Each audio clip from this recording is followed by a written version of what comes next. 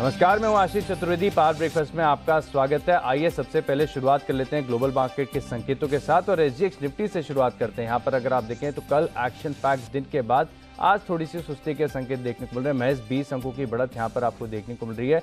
शुरुआत से जब से एसजीएक्स निफ्टी खुला है सुबह 6:30 से लगभग हर निशान में काफी हद तक जो है कारोबार करते हुए नजर आए। बाकी अमेरिकन मार्केट्स की बात की जाए तो वहां पर भी काफी ठीक ठाक सेशन रहा। कल रिकवरी का दिन था, वहां पर भी अगर आप देखें, लेकिन फिलहाल अगर आप डाउ फ्यूचर्स और नास्डैक फ्यूचर्स को देखेंगे तो थोड़ी बहुत नरमी यहां पर आपको नजर आएगी। तो कल एक्शन पैक्ड दिन के बाद आज थोड़ी सी सुस्ती के संकेत हैं। क्या है कारण, इसे समझते हैं। मेरे सहयोगी दीपांशु भंडारी मेरे साथ जुड़ रहे हैं। गुड मॉर्निंग दीपांशु, कैसे संकेत हैं ग्लोबली?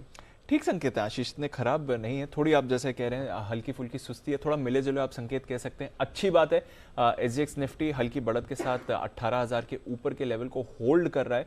ये एक ठीक ठाक संकेत माना। बाजार पर रखिएगा नजर, क्योंकि वहां पर खबरें चल रही हैं कि करेंसी मार्केट में कुछ इंटरवेंशन कर सकता है जापान का सेंट्रल बैंक, तो ये रखनी पड़ेगी नजर। बट इसके अलावा अगर आप देखें थोड़ा येन भी मजबूत होते हुए दिखा है। अदरवाइज संकेत कुछ ऐसे बड़े आते हुए नहीं दिख रहे हैं। कल ऑफकोर्स हमने देखा एक क्वाइट सेशन था वॉल स्ट्रीट पर। ट्यूसडे की बड़ी गिरावट के बाद कल हल्का रिबाउंड हमने अमेरिकी बाजारों में आते हुए देखा है। डाउ ऑफकोर्स 1275 अंक फिसला था ट्यूसडे को, उसके मुकाबले कल सिर्फ 30 अंक ही ऊपर बंद हुआ। छोटी रेंज में कारोबार था, लगभग 400 अंक रेंज में ही आपने कारोबार होते हुए देखा। वहां पर 30 अंक की बढ़त देखी। हालांकि आखिरी घंटे में थोड़ा सुधार हुआ है। चौपी सेशन था, वॉलेटिलिटी हमने जरूर देखी। अच्छी शुरुआत, फिर बाजार फिसले, फिर रिकवर हुए और आखिरी घंटे में करीब 250 अंक रिकवर होकर डाउ 30 अंक ऊपर भी बंद होते हुए दिखा है। तो ठीक ही सेशन माना जाएगा। थोड़े आईटी स्टॉक्स में ज्यादा रिबाउंड था क्योंकि ये गिरे भी ज्यादा थे। 5% गिरे थे ट्यूसडे को, तो उसके मुकाबले कल 5% ऊपर आईटी बंद हुआ। रसेल 2000 करीब 0.4% ऊपर था। एसएनपी 500 में भी आपने हल्की बढ़त देखी। 11 में से 6 सेक्टर्स में खरीदारी आती हुई देखी, तो ज्यादातर बायस पॉजिटिव ही था, पर ऐसी कोई बड़ी गेन्स या बड़े मूव आपको नहीं आते हुए दिखे हैं बाजार में। इन्फ्लेशन की चिंता अभी भी हावी है। अगले हफ्ते फेड की पॉलिसी में बड़ी रेट हाइक्स के अनुमान अभी भी बाजार में लगे हुए हैं, क्योंकि इसका एक्शन आप बॉन्ड यील्ड पर देख रहे हैं। 10 साल की बॉन्ड यील्ड जो इनकी है 3.4% पर है और 2 साल की बॉन्ड यील्ड अब 3.8% के ऊपर होल्ड कर रही है, 15 साल की ऊंचाई पर है। तो एक्सपेक्टेशन है कि अगले हफ्ते एक बड़ा एक्शन आ सकता है फेड की तरफ से। इसके अलावा थोड़ा जो डेटा आया उसकी तरफ से भी राहत मिली। प्रोड्यूसर प्राइस इंडेक्स हमने कल आते हुए देखा था और यहां पर हमने देखा है कि करीब 8.7% पर आया है। 9.8% से गिरकर 8.7% पर आया। तो ये एक थोड़ा राहत का संकेत था कि थोड़े कूलिंग ऑफ हमें दिख रही है, बट ऑफ कोर्स कब तक ये सस्टेन करेगी ये इंपॉर्टेंट रहेगा। और आज आप रिटेल बिक्री के आंकड़े आने वाले हैं अगस्त महीने के। ये आखिरी मेजर डेटा पॉइंट है फेड पॉलिसी से पहले, तो इस पर भी शायद बाजार रिएक्ट कर सकता है। 0.2% की मंथ ऑन मंथ बढ़त का अनुमान लगाया जा रहा है। देखते हैं किस तरह के आंकड़े आते हैं। क्या रेट हाइक्स की वजह से रिटेल सेंटिमेंट पर असर पड़ा है या फिर रिटेल डिमांड मजबूत है, ये इन आंकड़ों से आज पता चलेगा। यूरोप की बात करें तो कल ऑफकोर्स थोड़ी गिरावट ज्यादा थी, क्योंकि परसों इतना गिरे नहीं थे यूरोप के बाजार, तो 1.5% तक यूरोप के बाजार फिसल कर कल ट्रेड करते हुए दिखे।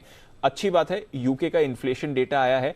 वैसे आप देखेंगे तो 9.9% पर डेटा है, तो कोई कम नहीं है, बट अनुमान था 10.2% का। जुलाई में हमने ये 10.1% का आंकड़ा देखा था, तो अनुमान था कि ये बढ़कर 10.2% आएगा। उसके सामने ये गिरकर 9.9% आया, तो थोड़ी राहत वहां से है, बट कुछ ऐसा बड़ा एक्शन नहीं। अगले हफ्ते ऑफकोर्स बैंक ऑफ इंग्लैंड की पॉलिसी भी होगी, इस पर भी रखनी पड़ेगी नजर। तो थोड़ा डेटा के लिहाज से कल हैवी डे था और ज्यादातर बाजार ने ज्यादा बड़ा नेगेटिव रिएक्शन डेटा पर नहीं दिखाया। ऑलरेडी अमेरिकी बाजार तो रिएक्ट कर ही चुके थे। कच्चे तेल की बात करें तो ये भी हल्की बढ़त के साथ अब आपको $94 पर दिख रहा है। अनुमान यही लगाया जा रहा है कि क्योंकि अभी गैस की सप्लाई की कमी चल रही है, गैस के प्राइसेस काफी हाई हैं, तो स्विच कर सकते हैं लोग कच्चे तेल पर हीटिंग डिमांड के लिए। गैस की जगह ऑयल का या ऑयल डेरिवेटिव्स का इस्तेमाल किया जा सकता है, ऐसा अनुमान लगाया जा रहा है। इसलिए कल हमने थोड़ी खरीदारी देखी, बट वैसे देखें तो 3 दिनों में ये $93-94 के आसपास ही तेल रहा है। कुछ ऐसा बड़ा मूवमेंट वहां पर नहीं आया है। डॉलर इंडेक्स अभी भी मजबूत है। सोना हमने देखा है फिसल कर अब $1700 पर आ गया। तो ओवरऑल थोड़ा सुस्त सेशन था। बड़े एक्शन या बड़ी गिरावट के बाद कल अच्छी बात है कि एटलीस्ट बाजार गिरे नहीं, हल्की बढ़त ही दिखा रहे थे। हल्की बढ़त ही दिखा रहे थे और अभी भी एसजीएक्स निफ्टी आपको करीब 30 अंकों की बढ़त दिखा रहा है। शुक्रिया दीपांशु विस्तार से हमें एक ग्लोबल सेटअप समझाने के लिए। तो चलिए अब आगे बढ़ने से पहले देख लेते हैं कि संस्थागत निवेशकों ने कल क्या किया। तो डीआई और एफआईएस की एक्टिविटी अगर आप देखें तो कल विदेशी निवेशकों ने काफी दिनों के बाद बिकवाली की है। 1398 करोड़ की बिकवाली की है। वहीं घरेलू निवेशकों की बात की जाए तो खरीदारी का आंकड़ा है, लेकिन बहुत ही छोटा, से केवल 188 करोड़ की खरीदारी यहाँ पर देखने को मिली है। और वायदा बाजार के आंकड़े अगर आप देखें तो कुल मिलाकर, यानी इंडेक्स और स्टॉक्स, ऑप्शंस और फ्यूचर्स का मिलाकर अगर आप देखें तो बिकवाली का आंकड़ा है 2970 करोड़ के आसपास की जो आंकड़े हैं बिकवाली का है। तो ओवरऑल अगर आप देखें तो जो सेटअप के आंकड़े आए हैं वो थोड़े से सुस्ती देखने को मिले हैं। लेकिन मिले जुले ग्लोबल संकेतों के बीच आज बाजार में कैसे रणनीति बनाएं और ट्रेड कैसे करें, इस पर बात करने के लिए हमारे साथ जुड़ रहे हैं जी बिजनेस के मैनेजिंग एडिटर अनिल सिंघवी।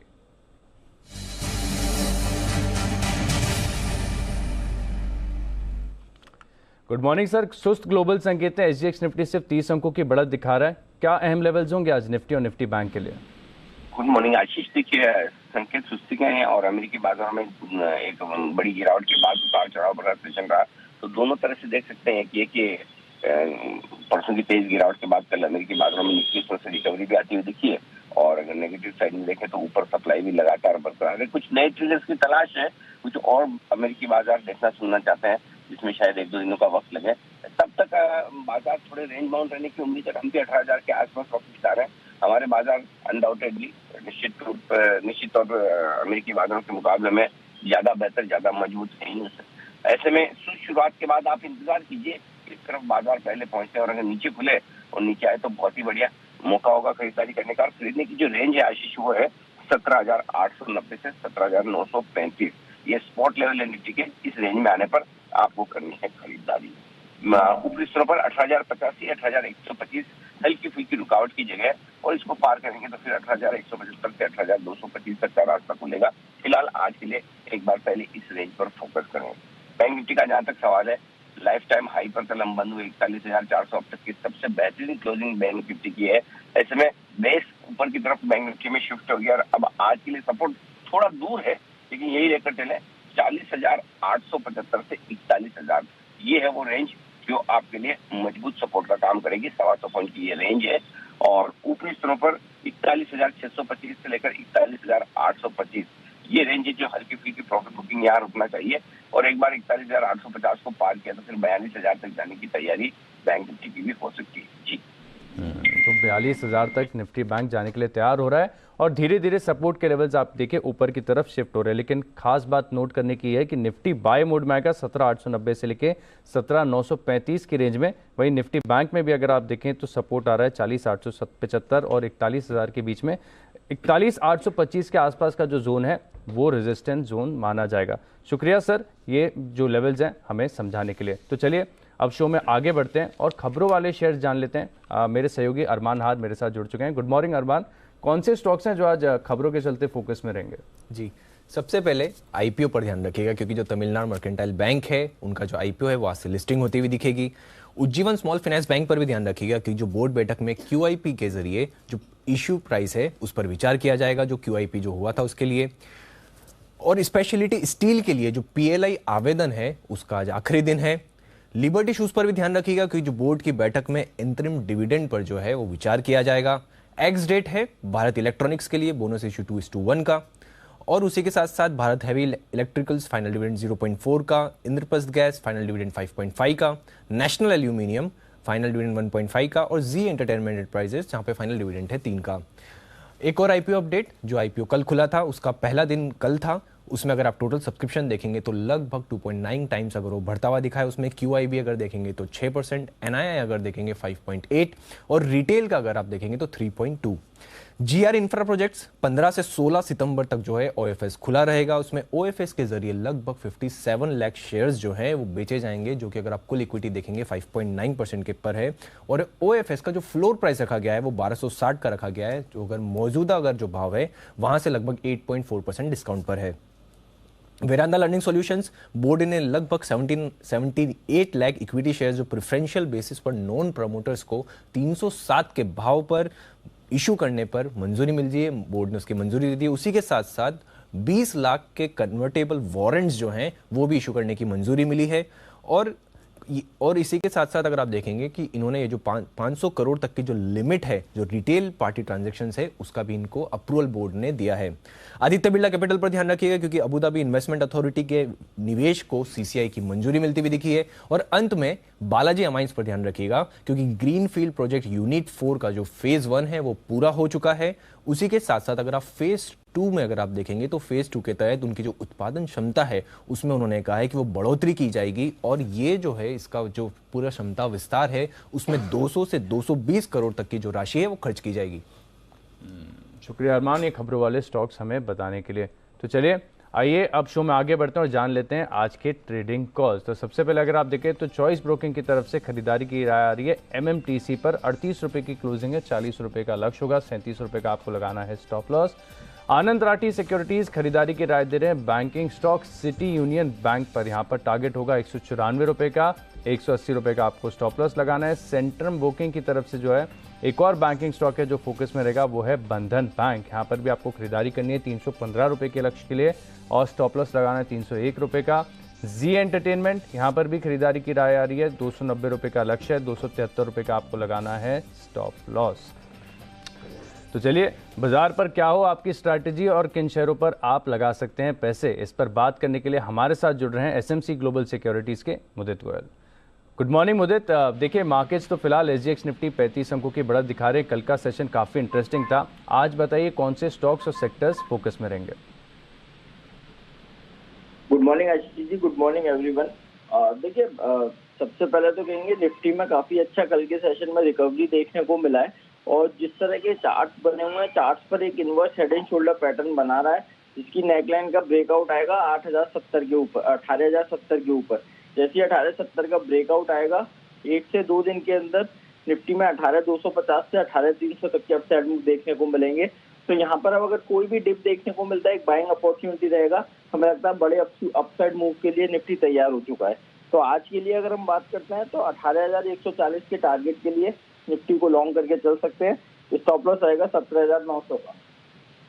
वही अगर निफ्टी बैंक की बात करते हैं तो निफ्टी बैंक में कल के सेशन में बहुत बढ़िया क्लोजिंग देखने को मिली। ओवरऑल चार्ट पर एक राइजिंग चैनल में निफ्टी बैंक ट्रेड होता हुआ नजर आ रहा है। बढ़िया कंसोलिडेशन ब्रेकआउट कल के सेशन में हुआ है, ईयरली हाई जैसे लेवल्स भी लगते हुए नजर आए। निफ्टी बैंक में रैली और स्ट्रेच हो सकती है 41800 41,800 के टारगेट के लिए निफ्टी बैंक को भी लॉन्ग करके चल सकते हैं। स्टॉप लॉस रहेगा 41,150 का। वहीं अगर निफ्टी बैंक के सारे स्टॉक्स में देखेंगे कल के सेशन में बहुत बढ़िया ब्रेकआउट और बाइंग नजर आई है, तो रैली और स्ट्रेच हो सकती है। 41,800 के टारगेट के लिए निफ्टी बैंक को लॉन्ग करेंगे। स्टॉप लॉस रहेगा 41,150 का। कौन से रहेंगे? ठीक है, सबसे पहले बैंकिंग स्टॉक पे बात करेंगे। बंधन बैंक में कल के सेशन में एक फ्रेश ब्रेकआउट देखने को मिला चार्ट पर।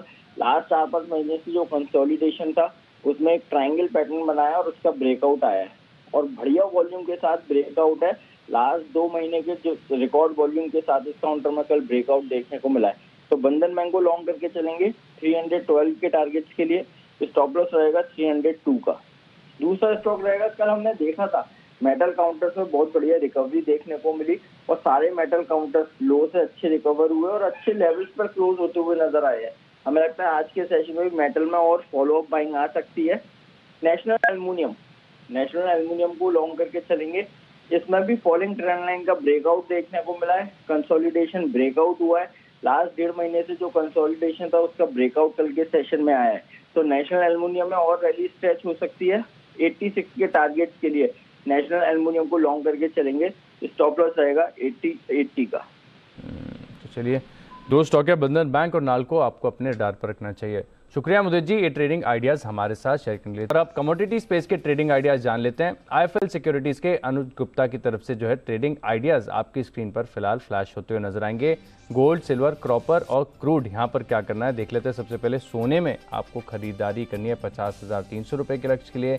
साथ में अगर आप देखेंगे तो आपको दूसरे जो कमोडिटी स्पेस है वहाँ पर भी नज़र रखनी है। चांदी पर भी खरीदारी करने की राय है, 57,400 रुपये का लक्ष्य है। और साथ में कॉपर, तो कॉपर की बात की जाए तो यहाँ पर भी बेस मेटल्स में भी खरीदारी की राय है, 655 रुपये का लक्ष्य है, 640 रुपये का लगाना है स्टॉप लॉस। और क्रूड यहाँ पर भी देखें तो खरीदारी यानी पूरे कमोडिटी पैक में आपको करनी है खरीदारी 7,200 रुपये के लक्ष्य लिए क्रूड में करेंगे खरीदारी और 6,870 रुपये का लगाना है स्टॉप लॉस। तो चलिए कमोडिटी की ट्रेडिंग कॉल्स तो हमने जान लिए, अब वक्त हो गया है FIR का।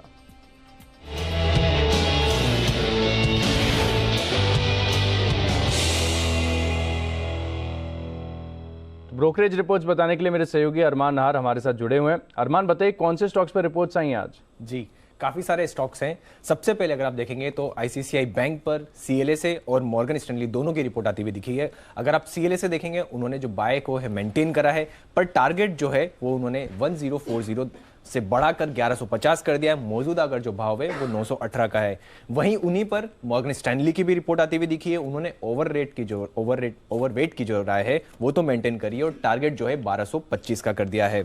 वहीं मॉर्गन स्टैनली की अगर आप देखेंगे तो कोटक महिंद्रा बैंक पर भी जो है वो उनकी रिपोर्ट आती हुई दिखी है, जो उन्होंने इक्वल वेट जो है वो तो मेंटेन करा है और टारगेट भी अगर देखेंगे तो 2215 का दिया है। मौजूदा जो भाव है वो 1955 का है। मॉर्गन स्टैनली की ही एक्सिस बैंक पर भी आती हुई दिखी है रिपोर्ट, जिसमें उन्होंने जो ओवरवेट है उसे तो मेंटेन किया है, पर अगर आप टारगेट देखेंगे जो 1000 का किया है उसमें जो करंट मार्केट प्राइस है 803 का है। वहीं मॉर्गन स्टैनली की फेडरल बैंक पर भी आती हुई दिखी है, जिसमें ओवरवेट को मेंटेन किया है, टारगेट 155 का दिया है। मैक्वायरी की इंटरेस्ट बजाज फाइनेंस पर भी आती हुई दिखी है, जिसमें उन्होंने अंडर परफॉर्म को तो मेंटेन करा है, पर टारगेट जो है टारगेट को 4800 से बढ़ाकर 5000 कर दिया है। वहीं मॉर्गन स्टैनली की HDFC लाइफ इंश्योरेंस पर भी रिपोर्ट आती हुई दिखी है, ओवरवेट मेंटेन है, टारगेट जो है वो 705 का कर दिया है। और अंत में अगर आप देखेंगे तो मॉर्गन स्टैनली की ही ICICI प्रू पर भी रिपोर्ट आती हुई दिखी है, जो ओवरवेट है वो मेंटेन किया है और टारगेट जो है वो 700 का कर दिया है। करंट मार्केट प्राइस 578 का है। शुक्रिया अरमान।